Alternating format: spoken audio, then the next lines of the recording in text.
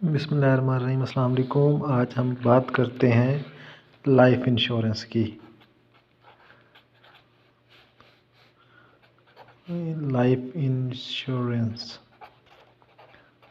Insurance क्या है? Basically life insurance में मुख्तलिफ़ कंपनियां जो है ना, ये आपको एक पॉलिसी देती है, बॉन्ड जो है ना, जो हमको ख़रीदना पड़ता है। इसको कहते हैं कि लाइफ इंश्योरेंस। इसमें जो है ना मुख्तलिफ़ किस्म के होते हैं। जैसे खुदा न खास्ता कि एज होती है 20 साल का, 15 साल की पॉलिसी होती है। उससे पहले अगर बंदे को कोई नेचुरल किस्म की मौत आ जाए तो उसकी फ़ैमिली को सपोर्ट करते हैं। तो इस तरह के आजकल पाकिस्तान में बहुत सारी कंपनियां चल रही हैं। आज एक थोड़ा सा रिव्यू करते हैं पाक कतर का कि इसका स्ट्रक्चर कैसे होता है। पाक कतर की जो है ना, एक जो हम पॉलिसी कराते हैं, नॉर्मल पॉलिसी होती है, उसको आगे 3 हिस्सों में डिवाइड किया जाता है। एक बंदा जो करके आता है फर्स्ट टाइम, तो उसको जो है ना एक्सपेंस होता है 40% उसका एक्सपेंस चला जाता है, पहली पॉलिसी जो बंदा करता है। बाकी जो बचता है उसमें से जो है ना 60% उनका इन्वेस्टमेंट में होता है, ये पोर्शन होता है।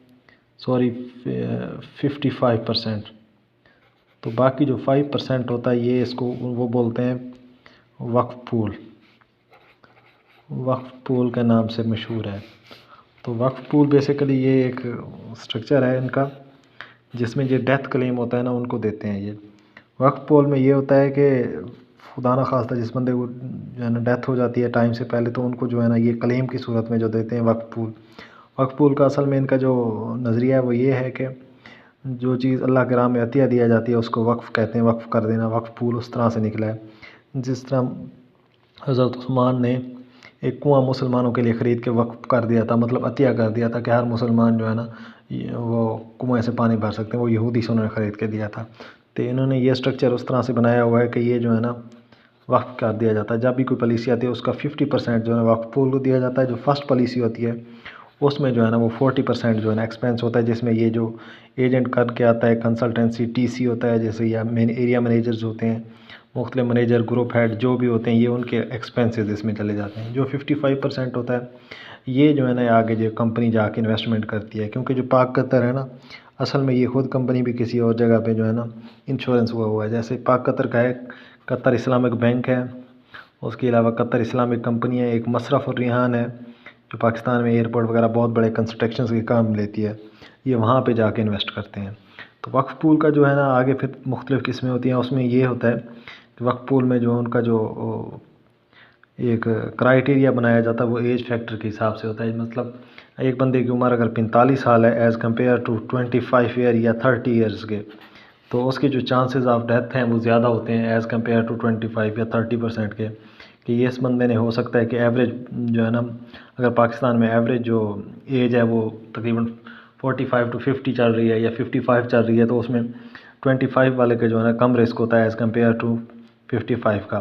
तो ये होता है कि इसके ऊपर जितना ये जो है ना एवरेज डेथ के नज़दीक चले जाएंगे, उस तरह आपका जो डेथ क्लेम है वो कम होता जाएगा। अगर एक बंदे की जो है ना डेथ क्लेम, एक बंदे की पॉलिसी कर रहे हैं और उसकी उम्र जो है ना 45 साल है, तो एज़ कम्पेयर टू 25 साल उसके मरने के ज़्यादा चांसेस होते हैं। इस वजह से इनका जो इंश्योरेंस प्लान होगा ना, उसमें एज़ कम्पेयर अगर 10,000 की प्लान है तो इसके 10,000 के पीछे जो है ना वो हो सकता है कि 2 से 3 हज़ार रुपये का जो है ना वो इंश्योरेंस दे रहा हूँ उसको, मतलब हिफाजत के लिए दिया जा रहा हूँ। और एज़ कम्पेयर अगर 25 साल है तो उसको हो सकता है कि वो 10,000 के पीछे 10,000 की भी हिफाजत की जा रही हो। तो ये होता है, एक स्ट्रक्चर होता है इसकी इंश्योरेंस कंपनियों का। उसके अलावा गाड़ियों की भी होती है मुख्तलिफ जो है ना। उसके अलावा सेहत हेल्थ कार्ड, उसके लिए मुख्तलिफ किसी की पॉलिसी होती है। जो लाइफ इंश्योरेंस है इसका मैं थोड़ा सा स्ट्रक्चर आपको पढ़ा रहा था। बाकी जब ये कंपनियां वहाँ पे इन्वेस्ट करती हैं तो उसमें से जो प्रॉफिट आता है उसका जो है ना कुछ परसेंट जो है ना ये इस मद में रखती हैं वापस। जब एक बंदे के 20 साल या 15 साल की पॉलिसी कंप्लीट होती है तो उस सूरत में ये वापस देते हैं। और उसके अलावा जो एक्सपेंसेस होते हैं, ये एक्सपेंसेस में उसके एरिया मैनेजर, कंसल्टेंसी और उसमें बाकी जितने भी सारे क्लाइंट्स होते हैं वो सबको जो है ना इनमें से हिस्सा चला जाता है। इनकी सैलरीज़ वगैरह भी इनमें चली जाती हैं।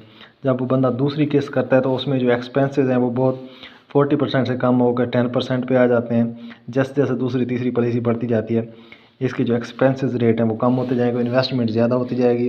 और वक्फ पूल में वो फिक्स है 5% टू 10%। हर कंपनी का अपना स्ट्रक्चर है। तो इस तरह जाके जो है ना ये कंपनी अपना जो है सिस्टम चला रही होती हैं। जो आगे इन्वेस्ट करते हैं इनका जो रिटर्न आता है ना वो हर साल जो है मुख्तलिफ होता है, एस्टिमेटेड होता है कि इतनी ग्रोथ हो सकती है। वैसे इस कंपनियों को लॉसेस वगैरह तो बहुत कम आते हैं एज़ कम्पेयर, कुछ 20 सालों में 10 सालों में ये शो करा देते हैं कि कभी कभार हमें लॉस आया, इस वजह से वो मुनाफा थोड़ा कम देते हैं। तो ये एक छोटा स्ट्रक्चर था पाक कतर। इस तरह पाक कतर इंश्योरेंस कंपनी जो है ना आजकल बड़ी मशहूर है, पाकिस्तान में चल रही है। तो नेक्स्ट आई होप कि ये आपको थोड़ा सा स्ट्रक्चर समझ आएगा। बाकी मिलते हैं एक नेक्स्ट वीडियो के साथ। अल्लाह हाफिज़।